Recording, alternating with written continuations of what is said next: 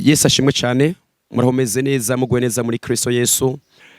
Hama uno munsi ndi niteka yo kubana namwe kubabwira ibyiza by'Imana uko bimeze. Mumaze igihe mukurikirana ku mbuga zitandukanye ibi nabiriya mugakurikirana ibibanezereza binezereza imitima yanyu imibiri yanyu ariko mukibagira iby'Imana. Uno munsi rero nk'uwatoranijwe Boniface inagira ndabamenyeshe bene data ko tugiye gutangira kuza turakurikirana inyigisho z'ijambo ry'Imana rishobora guhindura ubuzima bwanyu rikabavana mu byiza ribajana mu bundi mukava mu buzima bw'uburyarya nk'abana b'Imana ariko mukagaragaza rero mu buzima bw'abana b'Imana nyabwo.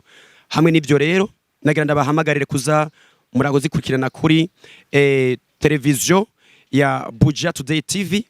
Izo nyigisho zo kwama zicaho uri ko kabonye uzokumvirize kazuba ku buzima bwawe. Ndabizi neza iby'amatwi yawe atigeze kumva azovyumva, ibyo utigeze gukora nukurikiza ijambo ry'Imana uzobikora. Ubuzima bwo ntubuzohinduka ku bwawe, ubuzima bw'abantu benshi buzogera aho Imana ishaka. Murakoze cyane mwarahezagiwe, ariko numara kuyumva uzosangiza abandi unababwira kuri subscribe, bizoba byiza cyane. Mwarahezagiwe, ndabakunda. Nigihe canje nawe cyo kugaragaza ibidasanzwe minosi, nigihe canje nawe cyo kugaragaza ubuzima bw'abana b'Imana apana ubuzima bw'ubujyajya. Ndabakunda, bye bye.